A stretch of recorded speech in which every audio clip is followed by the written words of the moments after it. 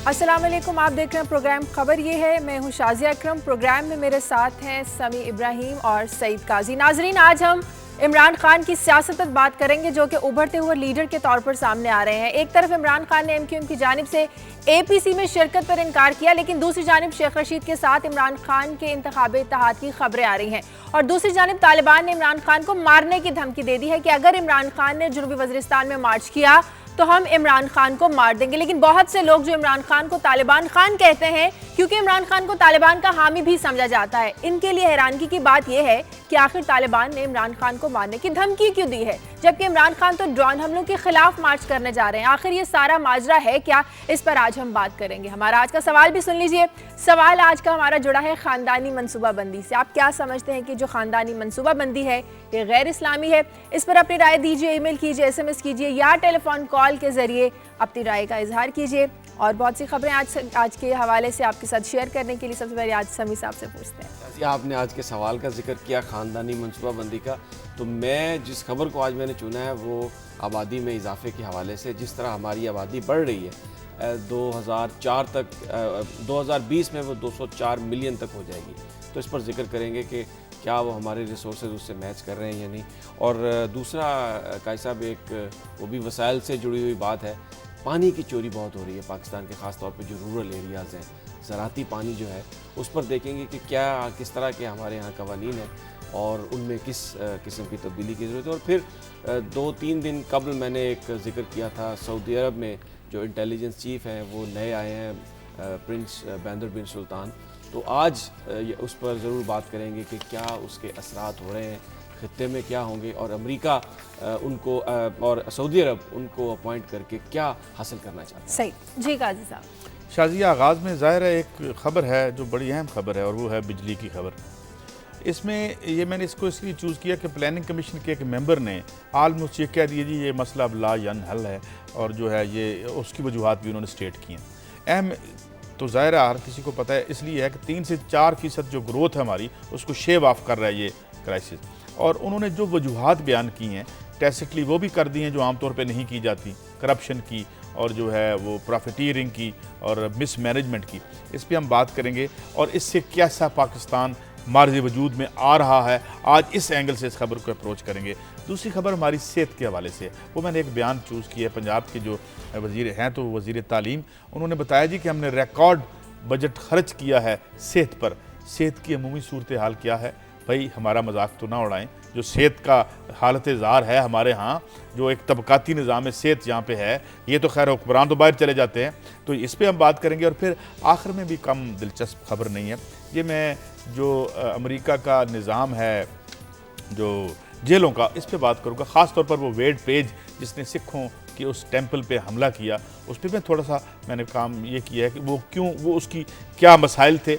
और फिर इसके हवाले से ही बड़ी इंटरेस्टिंग डिटेल है कि जो 23 लाख लोग अमेरिका की जेलों में हैं वो कैसे एक कारोबार की शक्ल बन गए हैं, इस पर बात करेंगे। ठीक है, इन तमाम खबरों पर एक ब्रेक के बाद बात करेंगे। और ब्रेक के बाद जब वापस आएंगे तो सबसे पहले बात करेंगे इमरान खान की, कि आखिर तालिबान ने इमरान खान को धमकी क्यों दी।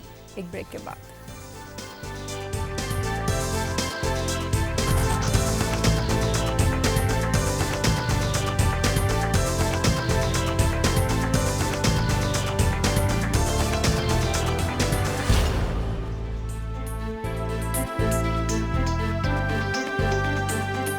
ब्रेक के बाद खुशामदीद। इमरान खान ने ऐलान किया है कि वो सितंबर में वजीरिस्तान जाएंगे और ड्रोन हमलों के खिलाफ वहां पर जाकर मार्च करेंगे। उनकी साबिक जो अहलिया हैं जमाइमा खान, उन्होंने भी ऐलान किया है कि वो इस प्रोटेस्ट में इमरान खान का साथ देंगी। लेकिन तालिबान ने इमरान खान को धमकी दी है कि अगर इमरान खान यहाँ पर प्रोटेस्ट के लिए आए तो इमरान खान को मार दिया जाएगा। समी साहब, एक जानिब तो इमरान खान को हामी समझा जाता है तालिबान का, और दूसरी जानिब तालिबान की तरफ से इस तरह की धमकी आना, जबकि वो जा भी ड्रोन हमलों के खिलाफ रहे हैं। देखिए, बात यह है कि ये दो चीज़ें हैं। एक तो अभी तक ये जो रिपोर्ट्स हैं क्रेडिबल नहीं है, मीडिया में रिपोर्ट्स आई हैं। दूसरा, उन्होंने ये कहा है कि हम निशाना बनाएंगे, मारने का जिक्र शायद अभी नहीं किया, हम निशाना बनाएंगे। उनका जिसमें जो रिपोर्टेड चीज़ें हैं उसमें काई साहब उन्होंने ये कहा है कि ये इसलिए करेंगे कि ये अपने आप को एक लिबरल कहते हैं।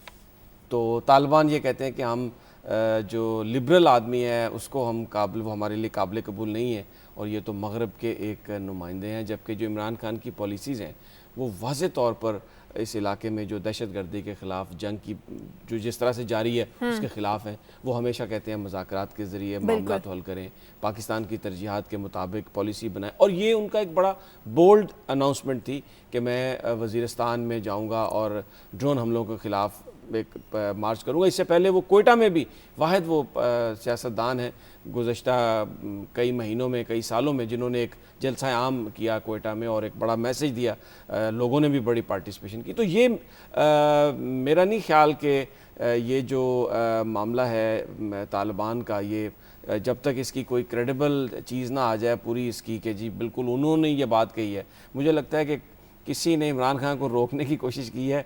वो हाथ जो बिल्कुल उन्होंने सहाफ़ियों का दाखिला भी बंद किया हुआ है वज़ीरिस्तान में, तमाम जो लोग जो किसी किस्म की भी खुली बात कर सकते हैं उनको ट्राइबल एरिया में नहीं जाने दिया जा रहा सिक्योरिटी के नाम पर। तो ये भी मैं एक मुझे ये बात कर लेने ज़रा, तो ये भी जो इमरान खान साहब को ये इस तरह का एक थ्रेट दिलवाया गया है ना, उसकी वजह का हिसाब ये है कि वहाँ पर कुछ लोग नहीं चाहते कि जाएं, क्योंकि आप जिक्र भी कर रहे थे कि शायद वो जो सारी की सारी डेवलपमेंट वर्क और सारे का सारा कंस्ट्रक्शन जो है वो कुछ भाई लोगों के पास है, ख़ास लोगों के पास है, तो वो नहीं चाहते कि वहाँ पर कोई खबर आए कि वहाँ पर हो क्या रहा है। ये जो इन्होंने एक बात की है ना कि जो कि वेस्टर्न लिबरल हैं इमरान खान, भाई वेस्टर्न लिबरल क्या, वेस्ट की तो जंग तालिबान ने लड़ी नहीं। यहाँ पे जो जंग हुई 80s में, तो उसमें वो किसको कि अमेरिका के साथ मिलकर नहीं लड़ रहे थे भाई। तो ये ऐसा कौन सा गुनाह कबीरा है अगर इमरान खान साहब भी फरमा रहे हैं, और फिर कल का क्या पता कि कल फिर जो है तालिबान और अमेरिका का जो है इत्तेहाद हो जाए, जैसे माजी में हुआ था, जैसे ये मिलके जंग की इन्होंने। फर्क है, वो कह रहे हैं कि वो जंग जो थी वो हमारी थी, हमने वेस्ट से मदद ली। जो पाकिस्तान की रिलीजियस फोर्सेस हैं वो कहते हैं जो अफगानिस्तान में जहाद था वो कम्युनिज्म के खिलाफ था, और क्योंकि अमेरिका भी कम्युनिज्म का दुश्मन था तो हमने उनकी मदद ली।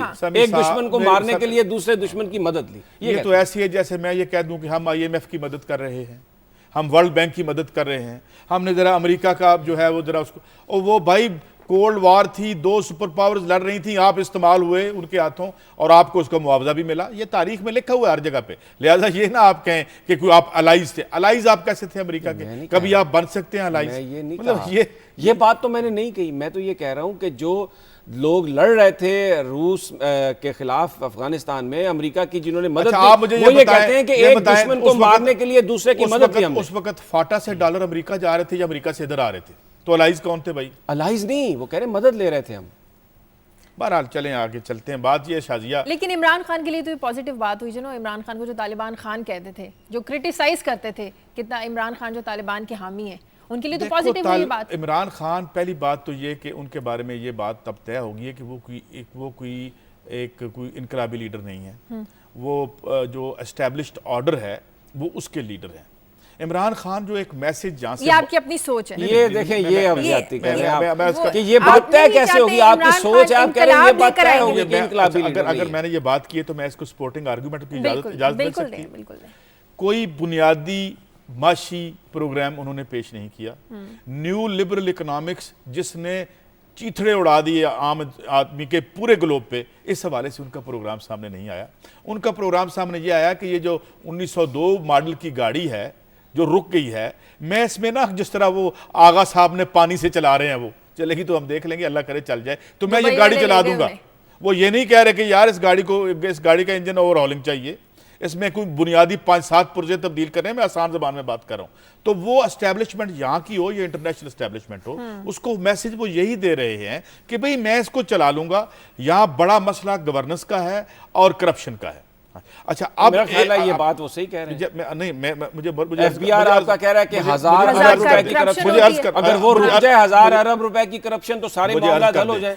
मुझे नहीं पता आप किस सिस्टम की बात कर रहे हैं। एक नजर ये भी है कि करप्शन इस निजाम का लाजमा है, इसकी खराबी की वजह नहीं है, इसका फितरी नतीजा है। ये इसके अंदर इनबिल्ट है। ये जो आपका न्यू लिबरल इकोनॉमिक्स है दुनिया की, ये जो कैपिटलिज्म है, ये जो सरमायादारी निजाम है आपका प्यारा समी साहब, इसमें जिसमें 13 ट्रिलियन डॉलर चोरी करके पूरे दुनिया 13 ट्रिलियन पाउंड, ये जो गार्जियन की खबर है जो आपके पसंदीदा लीडरों ने वहां पार्क कर रखे हैं, तो ये इसके बेनिफिशियरी हैं। अभी मैं इस पे बात करूंगा कि क्राइसिस जो है, ये अगर क्राइसिस क्रिएट किया जाता है ताकि उससे कुछ लोग फायदा उठा सकें, तो क्राइसिस की बुनियाद पे ये जो पलते हैं। तो मैं बात आगे निकल गया, आपके सवाल आपने जो सवाल कर दिया, मैं ये कह रहा हूं कि इमरान खान साहब जमात इस्लामी के साथ आज वो मिल गए हैं शेख शेख साहब रशीद के साहब के साथ साथ। इससे पहले वो किसके साथ गए हैं, किबला जो पंजाब मखदूम जावेद हाशमी साहब। ये सारे रवायती सियासतदान हैं और इनमें से ज़्यादातर जो हैं वो एस्टैब्लिशमेंट के बनाए हुए सियासतदान हैं, ये कोई ढकी छुपी बात नहीं है। तो उन्होंने अपना जो एक फलसफा है वो दे दिया है। इसकी एक डायमेंशन और है, यूथ और आम आदमी इतना तंग है, ये पहली जो एग्जिस्टिंग लॉट है उससे, तो वो बिल्कुल दुरुस्त है। हम भी ये कहते हैं और मैं भी ये कहता हूं कि इमरान खान साहब को एक मौका मिलना चाहिए। अच्छा नहीं, वो अपने पॉलिटिकल क्यों कहते हैं कि मौका? आपने तो कहा कि वो स्टेटस को के नुमाइंदे हैं, अभी आपने दुनिया के सारे नकायस उनमें गिनवा दिए, फिर आप ये क्यों चाह रहे हैं कि मैं चाहता हूं कि इमरान खान को मौका? मैं इसलिए चाहता हूं कि जो अब मैं एक अकेला, मैं जियाउल हक तो नहीं, बात तो सही मैं डिक्टेटर तो नहीं हूं, चाहे अकेले भी हो, बात तो सही करें ना। मैंने तो आपको 2009 में जब आप परवेज मुशर्रफ की लास वेगस में मेरे सामने बैठे तारीफ कर रहे थे, तो मैंने कहा था आप इसे 10 साल बाद गालियां देंगे, लेकिन ठीक है इसको चलने दें। अब आपने पता नहीं 2009 मैं आपको ये बता रहा हूं ना कि मैं अपना पर्सनल, मैं 2002 की बात करूं, 2001 की बात करूं, तो मैं आपके साथ ये बहस कर रहा था ना वहां पे बैठा। आपको याद है कि जिस वक्त सारे बैठ के हम एक मंडली में बैठे थे और वहां कैमरा नहीं था और परवेज मुशर्रफ आ गया, ये मैं कहा यार आराम करो, तुम ही गालियां दोगे 10 साल के बाद से, आप रखे दिल पे हाथ। मैंने नहीं कहा था, मेरा एक पर्सपेक्टिव है, ये मेरी राय है, वो अवाम के एक पार्टी के यूथ के एक सेक्शन की राय है जिसका मैं एहतराम करता हूं। और अगर वो वोट लेके आते हैं तो वो आए, मैंने तो नहीं प्राइम मिनिस्टर बनना, लेकिन मेरे अगर वो इस पॉलिटिकल फलसफे और इस माशी फलसफे पे आ रहे हैं तो फिर मेरा नहीं ख्याल मैं अपनी राय दे रहा हूं भाई। नहीं, मैं आपसे आपकी राय के बारे में बात कर रहा हूं। मैं आपका जो इल्म है, आपका जो एक एनालिसिस है, मैं बड़ा उसकी इज्जत करता हूं, इसमें कोई शक नहीं। आपने जो भी अपनी शान में फरमाया वो दुरुस्त फरमाया, लेकिन मैं ये अर्ज करना चाहता हूं कि एक तरफ तो आप ये कहते हैं कि ये तय हो गया, ये इनकलाबी लीडर नहीं, और वो जो दुनिया का एक बोसीदा निज़ाम है उसमें वो स्टेटस को की बात करते हैं, फिर आप ये कहते हैं मैं चाहता हूं नौजवानों की तरह कि वो आए। क्या ये तजाद नहीं है? अगर ये पॉपुलर विल है, अगर इस मुल्क के नौजवान और इलेक्टोरेट ये कहते हैं कि इनको आना चाहिए, तो क्या मैं अपना डिफरेंस ऑफ ओपिनियन नहीं दे सकता? नहीं, और क्या साथ ही में ये नहीं दे रहा? समी साहब, क्या मैं आपकी तरह ये कह दूं कि इनको बंद कर दो? जियाउल हक के नुमाइंदे लगे हैं मुझे तो आप कि अगर मैं ज्यादती तौर पर किसी आदमी के खिलाफ हूं तो उसका आना बंद कर दो। मैं ये कह रहा हूं कि वो आए, वोट लेके, लोगों को साथ मिलाएं, उनको टिकट ना दें, नए लोगों को वोट लेके आए।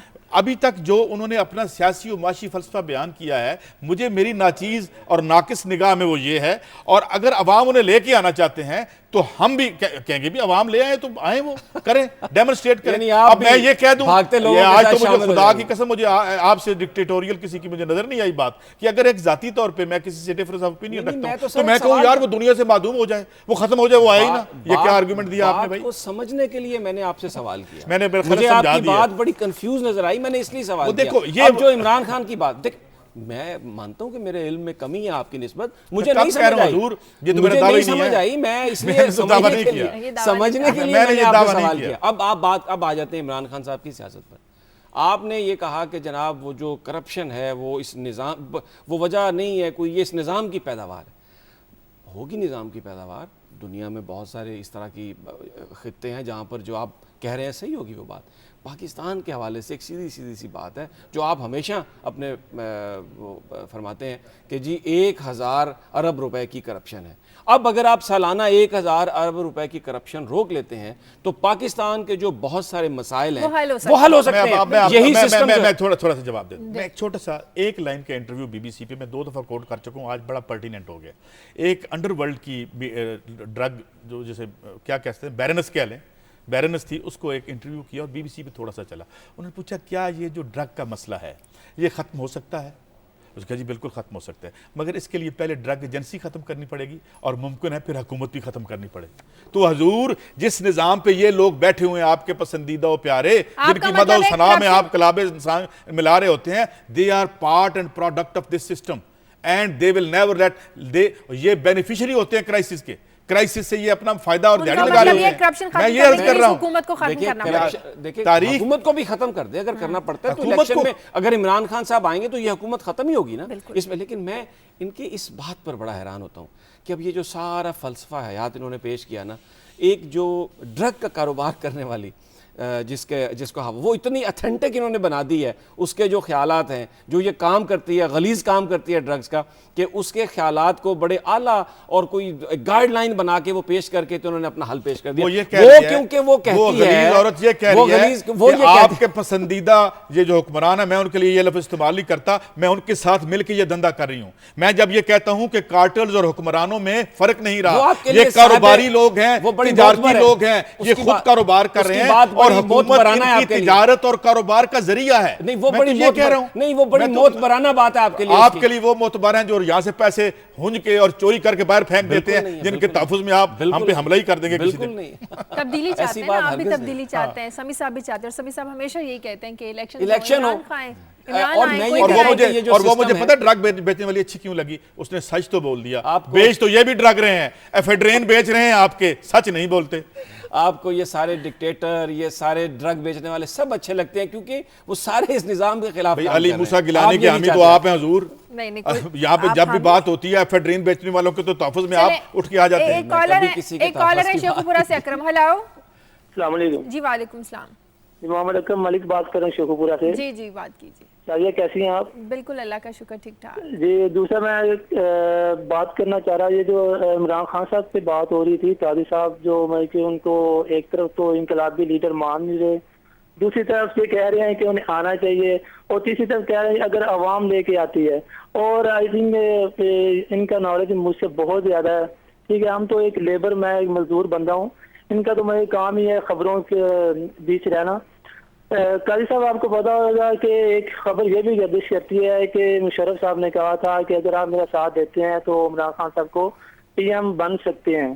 ठीक है, और इस बात की अहसन चीज़ है जो पंजाब के प्रेसिडेंट पीटीआई के थी वो भी गवाह हैं। ठीक है, तो दूसरी बात ये थी जो तालिबान ने धमकी कह रहे हैं लगाई है, पहले वो तालिबान को मिलने नहीं जा रहे थे और ना उन्हें पता था कि एक सिक्योरिटी का प्रॉब्लम हो सकता है, और जो मैं के धमकी दी गई है वो तालिबान को मिलने नहीं जा रहे, जो उधर लोग बेगुनाह ड्रोन में मारे जा रहे हैं उनके लिए उनको मिलने जा रहे हैं। और जो अब इमरान खान साहब पे फर्ज है, क्योंकि इमरान खान साहब ने लोगों को उम्मीद दिलाई है और हम उम्मीद करते हैं ये उम्मीद टूटने नहीं देंगे, और पाकिस्तान की यूथ इमरान खान साहब के साथ है, और इंशाल्लाह शुक्रिया, इमरान खान साहब। बहुत शुक्रिया अकरम। आपका एक और कॉलर लेते हैं अमेरिका से, अमानुल्लाह। हेलो, अस्सलाम वालेकुम जी। जी वालेकुम सलाम जी।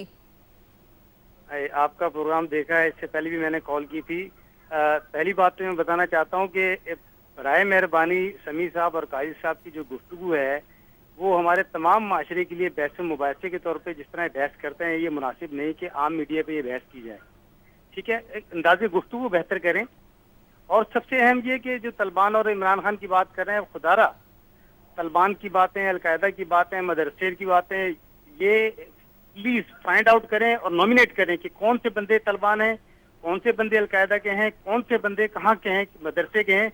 प्लीज आप मुजरिम को नॉमिनेट करें। तालिबान नाम रखकर आपने पूरे इस खित्ते को ट्रेडमार्क बना दिया तालिबान का। शुक्रिया, बहुत शुक्रिया मानुल्लाह आपका। ये बात उन्होंने सही कही कि ये भी एक कंफ्यूजिंग टर्म है तालिबान। मैंने इसीलिए अपनी गुफ्तगू के आगाज़ में कहा कि ये एक रिपोर्ट है, ये कोई क्रेडिबल, हमारे पास कोई ऐसी बात नहीं है कि किसी ग्रुप ने बात की, बल्कि मैंने तो अपनी गुफ्तगू में ये भी कहा कि मुझे ये लगता है कि कुछ ऐसी ताकतें जो स्टेटस को चाहती हैं या वो नहीं चाहती कि फाटा में क्या हो रहा है, वो भी एक इनडायरेक्टली उन्होंने इमरान खान साहब को वो थ्रेट दिया है कि वो वहाँ पर ना जाएँ। लेकिन जो कॉलर ने शेखुपुरा से बात की ना, कैसा अगर आप इजाज़त दें एक सिर्फ मिनट में बात करना चाहता हूँ, उन्होंने जो ये बात कही ना कॉलर ने कि हमें इमरान खान पर बड़ा एतमाद है और वो वहाँ पर तालिबान को मिलने नहीं जा रहे थे, वो बेसिकली जो ड्रोन हमले हैं उसके खिलाफ उनका एक प्रोटेस्ट था। और वो जो लोग हैं ताकि उनके अंदर कोई पाकिस्तान दुश्मनी के जज्बात पैदा ना हो, वो ये एक मैसेज लेके जा रहे थे कि ड्रोन अगर आप पर आके लग रहा है तो हमारी हमदर्दियाँ मोहब्बत आपके साथ है, और मैं वहाँ से ये मैसेज लेके आया हूँ कि आप भी हमारे पाकिस्तानी भाई हैं, मुसलमान भाई हैं। तो जो एक वो काम करने जा रहे हैं वो एक इंतहाई अच्छी नीयत से वो काम करने जा रहे हैं, और मेरा नहीं ख्याल कि उससे किसी को कोई मेरा सिर्फ ये बतवा नज़र था कि जब हम बात करते हैं कार्टल्स की और मोनोपोलिस्ट की, जब वो किसी लीडर के साथ बैठ जाते हैं आके ज़ाहिर है उनका इन्फ्लुएंस बहुत ज़्यादा होता है, एक वर्कर की तो कोई हैसियत नहीं होती उसके सामने, तो इससे अंदाज़ा लग जाता है कि आपके आइंदा की पॉलिसी क्या होगी। मेरी दुआ है कि मेरी राय बिल्कुल गलत साबित हो, मगर हम भी यही हैं, ये ज़माना भी इधर ही है, अल्लाह करे वो आए और देख लेंगे कि भाई क्या क्या होता है कल आने वाले दिनों में। क्योंकि वो लोग कहते हैं ना, man is known by the company he keeps, एक और भी इसकी है कि man is known by the company he avoids. तो ये जरा मैं इस हवाले से बात करूं। मैं आपकी बात ये सही है कि the man is known by the company keeps, लेकिन इमरान खान साहब ने बड़े वाज़ेह अंदाज में ये बात की है कि जो आदमी भले किसी भी पार्टी में था, वो अगर हमारी पार्टी में शामिल हो रहा है तो अपने माजी के नज़रियात को ख़त्म करके ये समझ के आ रहा है कि जो तहरीक इंसाफ का फैसला होगा उस पर वो अमल दरामद करेगा। नज़रियात तो हर चौथे दिन ये बदल लेते हैं, जिस दिन इन पर कोई केस हो जाए ये पार्टी बदल लेते हैं। जो आपने मफादात उठाए, जो अवाम को कुचला पिछली पार्टियों के साथ मिलकर उससे जो असासे बनाए, उसके समेत आ जाओ। कोई इन्होंने साथ ये कोई शिक रखी थी कि भाई जो आप लोग आ रहे हो, कहा कि अपने असासे सब डिक्लेयर करें खान साहब ने साथ जो लोग, और फिर दूसरा उन्होंने ये हो जाएंगे डिक्लेयर जिस दिन, फिर उस प्रोग्राम एक सिर्फ बात जिस दिन डिक्लेयर हो जाएंगे कि जी मुशर्रफ के दौर में इनके साथ आने वाले ने कितना बनाया था, ये क्या किया था, कितनी उसमें शफाफियत थी। उन्होंने बात और की कि जो आदमी भी तहरीक इंसाफ में आ रहा है वो ये गारंटी नहीं है कि उसको टिकट मिलेगी, वो बोर्ड फैसला करेगा और वर्कर्स फैसला करेंगे। एक ब्रेक का वक्त है, ब्रेक के बाद वापस आएंगे, कुछ और खबरों पर भी बात करेंगे और आपकी कॉल्स भी लेंगे। Take a break.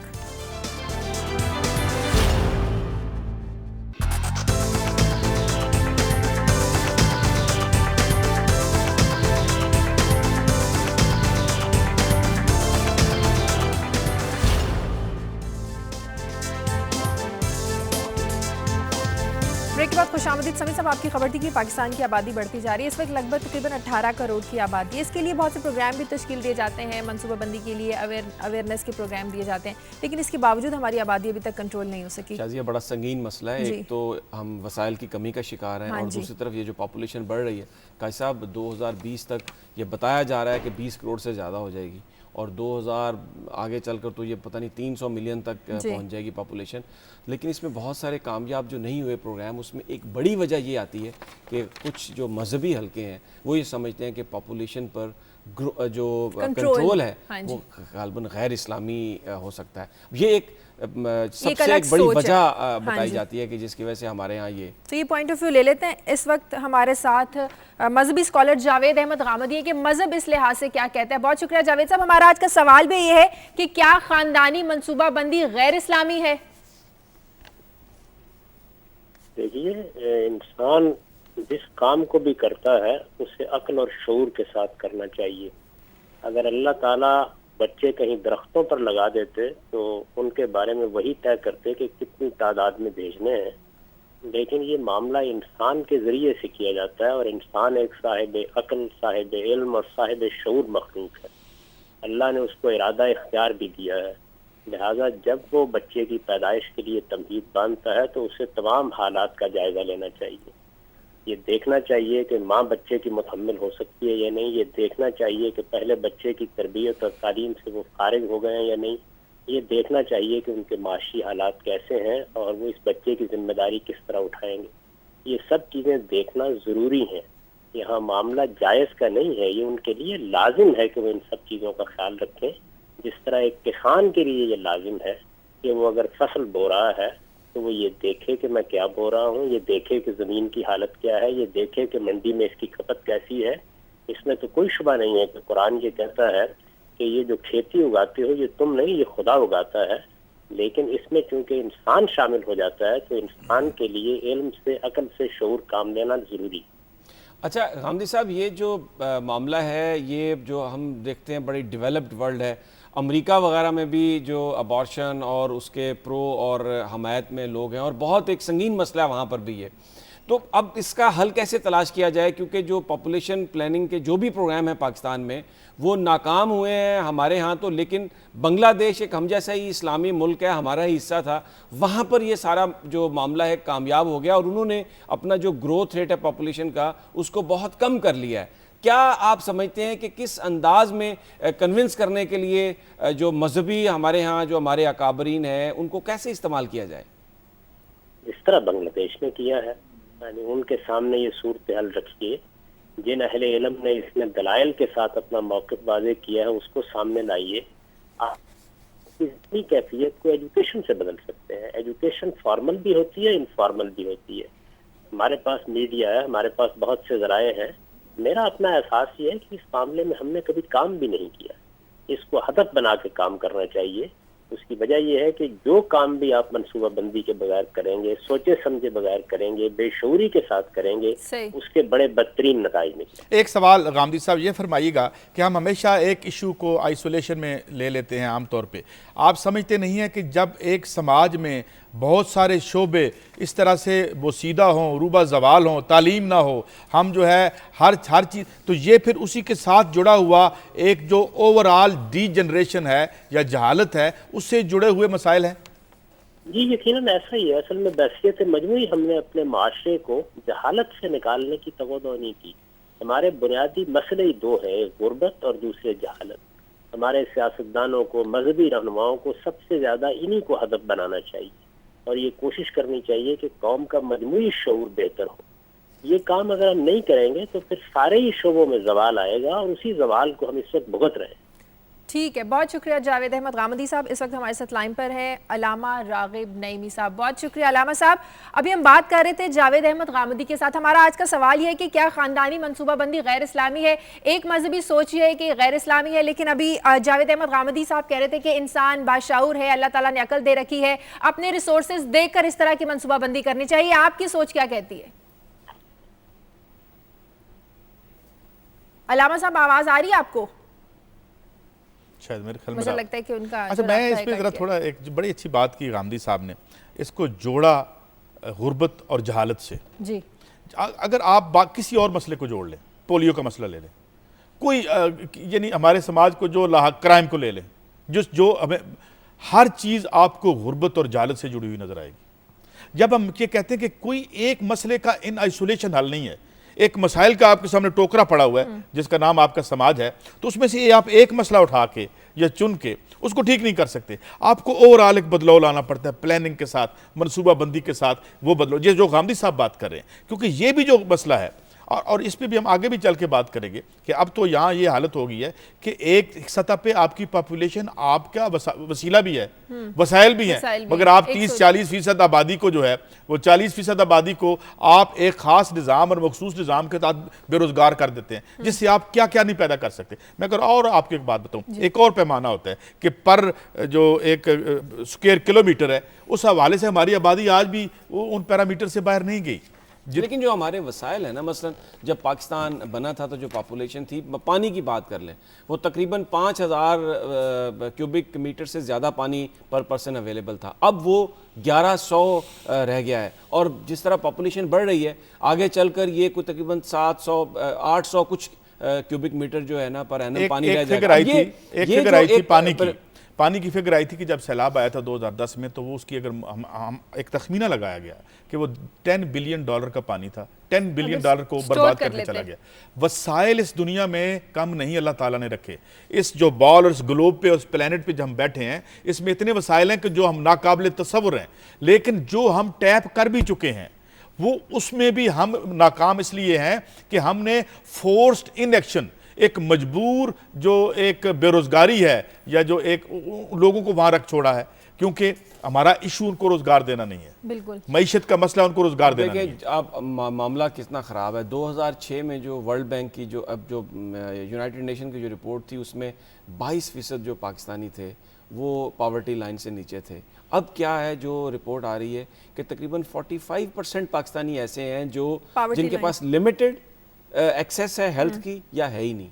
अब जिस मुल्क में, और हमारे यहाँ जो आ रहा है फिगर आ रहा है कि जो एक औरत है रूरल एरिया में रहती है या अर्बन स्लम्स में, वो एवरेज 5 बच्चे वो उससे पैदा किए जाते हैं। लेकिन ये जो रेशो है ये बांग्लादेश में भी इतनी थी आज से 5-6 साल पहले, उन्होंने कम करके इसको 2.5 कर लिया। इंडोनेशिया जो है उसने भी उसकी जो एवरेज आती है वो तकरीबन 2 बच्चों पे आ रही है। लेकिन हमारे यहाँ ये जो एक मामला है ये बड़ा एक संजीदा मामला है। इसकी वजह क्या है? 5 बच्चे क्यों पैदा करता है गरीबा? कभी हमने सोचा इस बात पे? चूंकि उसका जरिया मुआश उसके बच्चे हैं, उनकी उम्र जब 12, 11, 19 साल होगी, ये हम इसको अगर वेस्ट और लेकिन एनजीओज के हवाले से ले लेंगे ना, एजुकेशन नहीं दे सकेगा तो फिर वो वसाइल कैसे पैदा शाजिया, होंगे? ये इसको इस नुक्ते को हम वेस्ट के नुक्ते नजर से नहीं ले सकते। चाइल्ड लेबर का जो इशू है नहीं होनी चाहिए, हम सबसे इसके खिलाफ हैं। लेकिन जब रोजगार के मौके ही नहीं है तो वो 4-5 बच्चे पैदा करके वो क्या करता है कि वो उनको वो छोटी छोटी नौकरियों में लगा देता है। वो अपना, क्योंकि रियासत अपना फरीजा, देखिए ना, रियासत अपना फरीजा नहीं अदा कर रही, रियासत अपना फर्ज नहीं अदा कर रही। 10 साल 12 साल तक उसने उन बच्चों को फीड करना है, वो कहां से फीड करेगा? अच्छी तालीम और उसी कहां में से वो आएगी? बीमारी में मर जाएंगे। उसने 40-45 साल की उम्र में खांसते हुए एक खाट पे लेट जाना है, तो उसे उस वक्त 4 बच्चे चाहिए जो मजदूरी करके उसको खिलाएं। वो एक इनसिक्योरिटी का भी शिकार है। तो ये इतना सिंपल मसला नहीं है। आपकी बात सही हो सकती है। मुझे ऐसे लगता है कि ये मामला, इसमें जो मजहब का और हमारा जहालत, यानी एक तो कुछ लोग इसलिए यकीन करते हैं कि हम मजहबी तौर पर इसे कंट्रोल नहीं करेंगे, ये अल्लाह ताला की देन है, और दूसरा जो उन्होंने सामने बात की ना, मेरी बात रियलिटी पे थी बात। जहालत, हमारे यहाँ ये चीज है कि हम प्रॉपर किसी भी चीज की मंसूबा, मेरा एक इतना तालीम नहीं है कि इसको कैसे, जो लोग इस मुल्क के वसाइल के जरिए इन मसलों को हल करना चाहते हैं, जब वो नहीं कर सकते तो मजहब पे इल्जाम देना शुरू कर देते हैं। मजहब का भाई इससे क्या लेना देना, ये आपका फेलियर है, ये आपकी नाकामी है। आप जो है ना अपनी आबादियों को तालीम दे पा रहे हैं, ना उनको मुनज़्ज़म कर रहे हैं। क्योंकि पोलियो इसलिए नहीं हो रहा क्योंकि ये मजहबी लोगों का कुछ करना आपके जराइम है, क्योंकि आपने यहाँ पे जंग बर्पा करवाई थी, जो ये थी क्या कोल्ड वार थी। आप जो है समाज में उसके जो और हमारे जो पैसे इकट्ठे होते हैं आपसे बिलियंस ऑफ डॉलर्स, उस पर हमें हमारे ऊपर खर्च करके हमारी जिंदगी बेहतर करने के बजाय, वो ये नहीं हो सकता क्योंकि मजहबी लोग हैं। तो ये आप इस तरह ना करें, इस तरह ना करें। सारी रिस्पांसिबिलिटी इस पे नहीं है, उनकी है ही नहीं, सारी उनकी रिस्पांसिबिलिटी नहीं है, ये बना के पेश की जाती है। कुछ लोगों की मजहबी सोच, कुछ लोगों की एक सेक्शन है सोसाइटी का जो बहुत ज्यादा रिलीजियसली चीजों को सोचता है। मुझे ये लगता है कि ज्यादातर ये आर्ग्यूमेंट इस्तेमाल किया जाता है अपने फेलियर को छुपाने के लिए। लेकिन आर्गुमेंट उनका यही है कि जब तक रिसोर्स, मेरी राय है, आपकी राय मुख्तलिफ है। मैं आपको कोई, आप इस तरह की प्लानिंग कर सकते हैं अगर आप आपके प्लानिंग रिसोर्सेज करें, ज्यादा नहीं है, कब किसी बेहतरीन, लेकिन ना एजुकेशन बांग्लादेश में बेहतर हुई है, वहां पर उन्होंने पॉपुलेशन को भी कंट्रोल किया। जिन ममालिक में आपने एजुकेशन, अच्छा इस तरह करते हैं, एक प्रोग्राम बांग्लादेश के सोशल सेक्टर पे रख लेते हैं। मैं खुदा की कसम कोट करूंगा आपके सामने कि जितना बर्बाद सोशल सेक्टर बांग्लादेश का है, जहाँ गुर्बत और जिल्लत की ये आलम है कि मैं एक कोटेशन पढ़ रहा था कि एक टेक्सटाइल सेक्टर में काम करने वाली औरत की कोटेशन किसी इंटरनेशनल साले ने छापी, तो उसने कहा कि खुशनसीब होते हैं वो लोग जिन्हें जिस्म फरोशी का मौका मिल जाता है, जितनी मैं यहाँ जलील हो रही हूँ।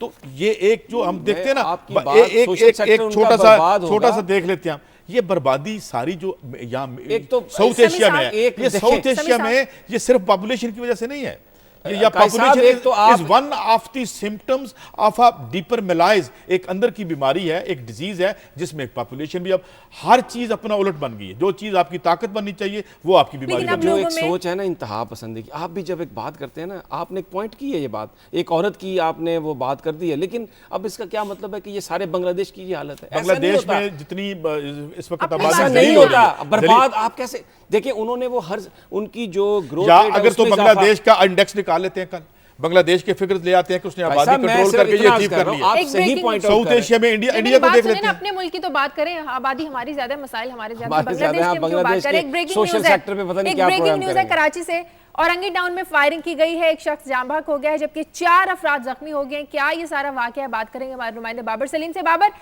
टारगेट किलिंग कह सकते हैं हम इसे?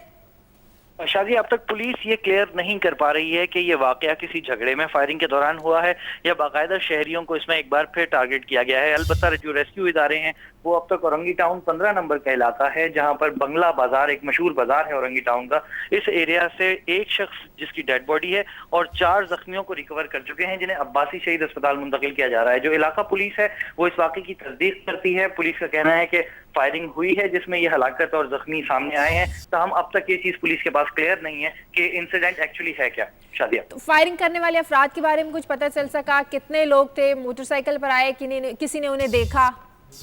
देखिए, जो बंगला बाजार का इलाका है ये उमूमन रश वाला एरिया होता है। दिन में यहाँ से काफी मुख्तलिफ शहरों, कराची के जो अंदरून के मुख्तलिफ इलाके हैं वहाँ के लिए मुख्तलिफ रूट्स की बसेस भी चलती हैं। इस वक्त जो ऐनी शाहिदीन है, कुछ 1-2 उनसे हमारी बात हुई, उनका कहना यह है कि बाबर, आवाज आ रही है? जी शादिया, मैं सुन सकता हूँ क्या? जी बाबर, ये बताएं जो शख्स जाँ बहक हुआ है उसके बारे में कुछ पता चल सका, उसकी शनाख्त हुई? देखिए, अब तक इसकी भी शिनाख्त नहीं हुई है। गुज़िश्ता रोज से औरंगी टाउन के इन इलाकों में, जो कि बंगला बाजार और इसके इतराफ के इलाके हैं, यहाँ टेंशन है। गुज़िश्ता रोज फायरिंग हुई है, जिसमें दो ग्रुपों के दरमियान फायरिंग में एक सियासी जमात का कारकुन भी जख्मी हुआ है। उसके बाद से ये एरिया मुसलसल डिस्टर्ब है। आज सुबह बिल्कुल दिन चढ़ते ही ये वाकया सामने आया है, जिसमें फायरिंग हुई है। एक शख्स की डेड बॉडी है, उसकी शिनाख्त तब तक जो है वो पुलिस के पास मौजूद नहीं है, और 4 जख्मी भी हैं। जी, बहुत शुक्रिया बाबर सलीम, आपका बहुत ही अफसोस। आगे बढ़े हैं, जरा खबर चूंकि जुड़ी हुई है। मैं ये बिजली की खबर पे आता हूँ, इलेक्ट्रिसिटी क्राइसिस पे। एक जो हमारे एक प्लानिंग कमीशन के मेंबर हैं, उन्होंने बताया कि जी 13-14 हज़ार मेगावाट हमें जो है ये कंपनीज दे रही हैं, 18 हज़ार हमें चाहिए। और उसमें उन्होंने बताया मिसमैनेजमेंट है, करप्शन है, ये है वो है, हमने अपने इंफ्रास्ट्रक्चर को जो है वो उसको तैयार नहीं किया, ये सारी बातें। मगर मैं इस पर एक बात रखना चाहता हूँ और ये हमारे प्रोग्राम से जुड़ी हुई है। शाजिया, मैं अगर आपको एक मिसाल दूँ, भत्ते का एक बहुत बड़ा क्राइसिस है ना, क्राइसिस कराची में कितना बड़ा क्राइसिस है, मगर इस क्राइसिस का कोई बेनिफिशरी भी तो है, इससे कोई माल भी तो बना रहा है, जाहिर है। ठीक है। ये जो इसी तरह बिजली का बड़ा क्राइसिस है, और जिस तरह वजीर पानी और बिजली कह चुके हैं 2 दफ़ा आके टीवी पे कि इसमें इस क्राइसिस से भी कोई माल बना रहा है। अब चक्कर क्या है, मसला क्या है? बाकी सारे ना ये फैक्ट्स एंड फिगर दे के हम आवाम को कंफ्यूज करते रहते हैं।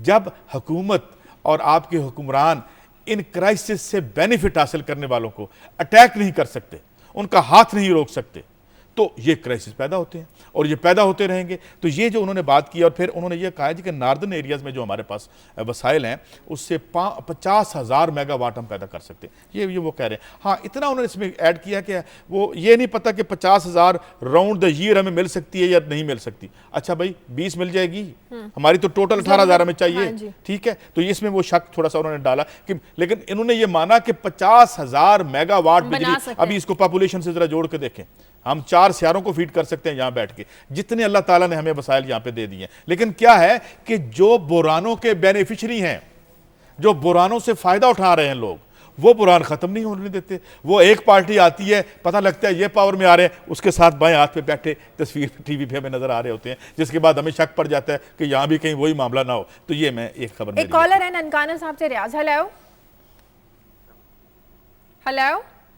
अस्सलाम वालेकुम जी। वालेकुम सलाम जी।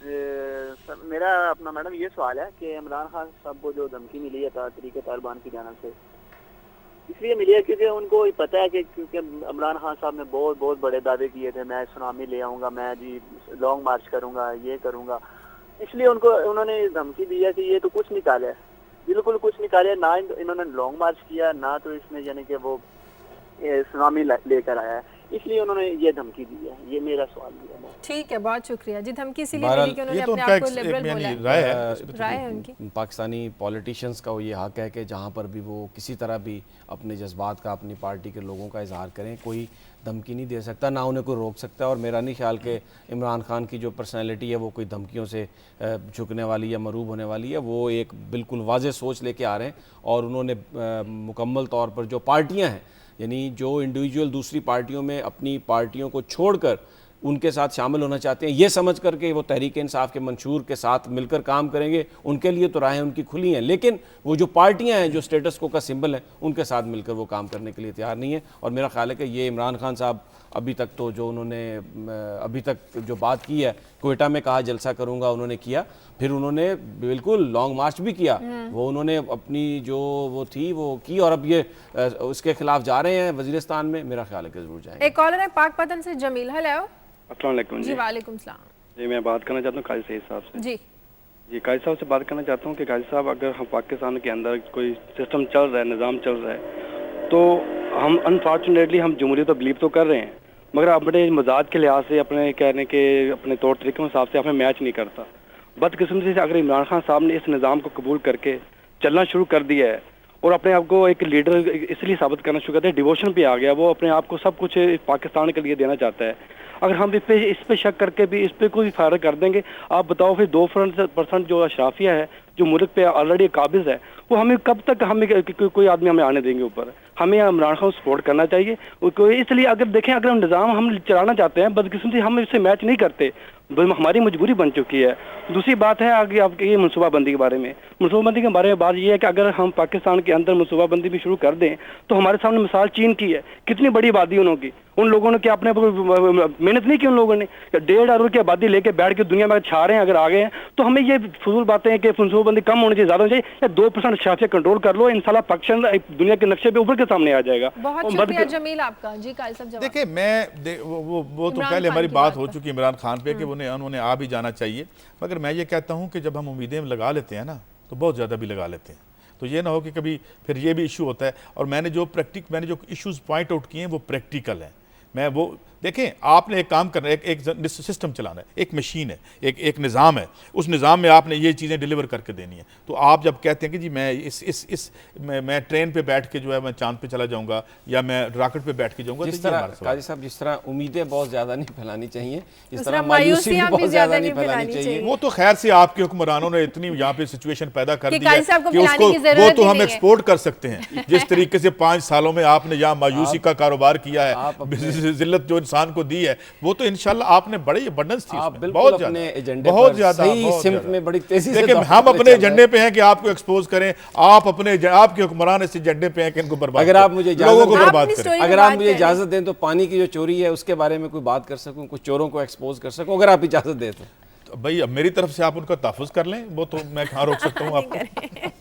शाजिया, ये मामला है कि पाकिस्तान में जो बड़े जो ज़िम्मेदार हैं वो पानी की चोरी करते हैं। हाफिज़ाबाद से हमारे नुमाइंदे ने फुटेज भी बना के भेजी है जिसमें महकमा अनहार के मुलाजमीन के साथ मिलकर पाइप डाले जाते हैं पानी के, और अपने खेतों को पानी ज़्यादा दिया जाता है। कुछ वो एक मखसूस डायमीटर के पाइप्स की इजाज़त भी दी जाती है, लेकिन उससे बड़े साइज़ के पाइप कर लिए ज़्यादा पानी आए और फिर खेतों को ये बाकायदा तौर पर बेचा जाता है। वो एक ये इसकी वजह से जो एक बहुत, अब ख़ास तौर पर्टिकुलरली हाफिज़ाबाद का आप जिक्र कर लें, एशिया की सबसे बड़ी चावलों की मंडी है और चावल के लिए कायद साहब सबसे ज़्यादा पानी चाहिए होता है जब आप उसकी काश्त करते हैं। तो वहाँ पर चंद जो मखसूस लोग हैं जो किसी न किसी तरीके से हुकूमत का हिस्सा होंगे या बाअसर लोगों का साथ होंगे, वो ये काम कर रहे हैं। और मेरी वो कैसर नदीम साकी साहब से बात हो रही थी, उन्होंने कहा कि जो गरीब किसान है, छोटा जो किसान है, उसके खेतों को तो पानी नहीं मिल रहा, उसकी जो फसल है चावलों की वो बर्बाद हो रही है, लेकिन चंद लोग वो करते जा रहे हैं। अब ये जो मैंने जब इस पर थोड़ी सी रिसर्च की का सब, तो जो सज़ा है इस जुर्म की, ये वो CRPC 430 के तहत मुकदमा दर्ज किया जाता है और थानेदार ही इसका वो ले लेता है, इसकी बेल ले लेता है, और कभी भी जो बड़े बहुत ज़्यादा जुर्मानों की सज़ा नहीं। और फिर आज तक किसी भी जिम्मेदार को कोई तारीख में ऐसा नहीं मिलता कि सजा दी गई हो, पानी चोरी में 2-3 साल की किसी को सजा। चलिए बात कर रहे थे कैसर नदीम हाफिज़ाबाद से हमारे नुमाइंदे हमारे साथ हैं। कैसर, आज तक कभी ऐसा नहीं हुआ कि पानी चोरी करने पर किसी बास और जिम्मेदार के खिलाफ कोई मुकदमा दर्ज किया गया हो, उसे सजा दी गई हो? अच्छा जी, ऐसा है कि पंजाब हुकूमत की जानिब से जो है ना, पंजाब के किसानों को खुशहाल बनाने के दावे तो बहुत किए जाते हैं, मगर इसे अमली इकदाम जो है वो नहीं किए जा रहे इस पे, जिसका मुंह बोलता सबूत यह है कि हाफिजाबाद के जो छोटे काश्तकार है वो पानी चोरी की वजह से नहरी पानी जो है हासिल करने में महरूम है। जिस तरह की आपने बात की सजा या मुकदमे के हवाला से, तो वो शादियां मैं आपको ये बताता हूँ कि महकमा नहार और बासर अफराद और अब महकमा नहार और पंजाब हुकूमत की जानिब से एक FO का महकमा बनाया गया है जो प्राइवेट लोगों पर मुश्तमिल है। इन लोगों की आपस में गठजोड़ है, ये पैसे लेके पानी चोरी करवाते हैं और जब पुलिस पकड़ लेती है या कोई कोई किसान एहतजाज करते हैं, जिस तरह के आजकल DC ऑफिस के सामने एहतजाज हो रहा है, तो फिर ये किया जाता है कि जो बासर लोग हैं उनके मज़ारों के खिलाफ मुकदमा दर्ज कर दिया जाता है और उन्हें पकड़कर जो है हवालात में डाल दिया जाता है और अगले ही रोज उनकी जमानत हो जाती है। थानेदार बल्कि उनकी जमानत ले लेता है और अगर वो कोर्ट पे चला जाता है तो कोर्ट के पास भी इस कानून के इख्तियारात इतने हैं कि वो 1000 रुपए तक जुर्माना करने के बाद वो जो बंदा होता है पानी चोरी का जिसके खिलाफ मुकदमा होता है उसे छोड़ दिया जाता है। हमारी किसानों से बात हुई है, उनका कहना है कि जब तक पार्लियामेंट में बैठे हुए अफराद जो हैं वो पानी चोरी पर, ठीक है, बहुत शुक्रिया कैसर। अच्छा, इसमें मैं सिर्फ एक इजाफा कर दूं, ये मामला सिर्फ पंजाब का नहीं है। मैं देख रहा था कि सिंध के अंदर जो बड़ा बड़ा जिम्मेदार है ना, वो तो उससे बड़ा पानी चोरी कोई नहीं है। अच्छा। और वहां पर तो वो बताते हैं कि तकरीबन, अच्छा, कराची सिटी में भी जो कराची बोर्ड है पानी का, उसमें भी उन्होंने 132 FIR रजिस्टर किए, लेकिन किसी को कोई सजा नहीं, कोई गिरफ्तारी नहीं है। और ये जो 62 लोग हैं वो सारे का सारा पानी निकाल के उनकी वेल्थ में इजाफा हो रहा है, वो सब कुछ ले रहे हैं, और जो गरीब छोटा काश्तकार है उसको बिल्कुल नहीं मिल रहा। और यही है वो पानी जो बेसिकली चोरी होती है, जिसकी वजह से वो आता है कि जनाब इतने पानी गायब हो गया। प्रोग्राम का वक्त खत्म होने वाला, काजी साहब आपको कमेंट करना चाहेंगे, कुछ कहना मैं चाहेंगे? खबरें थी रह गई हैं, फिर मैं कल बात करूंगा खास तौर पे जो अमेरिकन प्रिजन से। मगर एक मैं कमेंट कर दूंगा कि वो जो वेड पेज की समी साहब से मेरी बहस हुई थी परसों कि जिसने वो सिखों पे हमला किया था, उसके बारे में बरतानवी अखबार लिखता है कि उसकी एक सीरीज ऑफ फेल्ड जॉब्स थी, उसका एक माशी मसला था नौकरी का, और एक वो गैर फौजी भी रह चुका था। तो ये दो, तो जो उसके जो हम कह रहे हैं ये जो हमले हो रहे हैं बुनियादी तौर पर उस इकोनॉमिक सफोकेशन की वजह से हो रहे हैं। जो मैं इसमें ऐड कर दूं, क्योंकि आपने बिल्कुल एक वो बात की, ये जो आपने बातें की सही है, लेकिन उस बंदे की जो पर्सनैलिटी, जो उसका प्रोफाइल आया है, वो बचपन से ही वो रेशियल था, और उसके रिकॉर्ड में ये चीज़ें दर्ज हैं कि वो जो मुख्तलिफ रंगों के लोग थे ना, जो जिसमें हम एशियंस हैं या दूसरे, उनके खिलाफ उसकी नफरत थी, और बाकायदा तौर पर वेबसाइट पे अपने वो मवाद उनके खिलाफ। और जब इस तरह का माशी प्रेशर डलता है तो ऐसे तस्बात फूट पड़ते हैं किसी जुर्म की सूरत। ठीक है, बहुत शुक्रिया काजी साहब आपका, समी साहब आपका। प्रोग्राम का खत्म हो चुका है, प्रोग्राम का वक्त। फीडबैक दीजिए आप प्रोग्राम के लिए खबर@दुनिया TV.tv पर। इजाजत दीजिए, अल्लाह हाफ़िज़।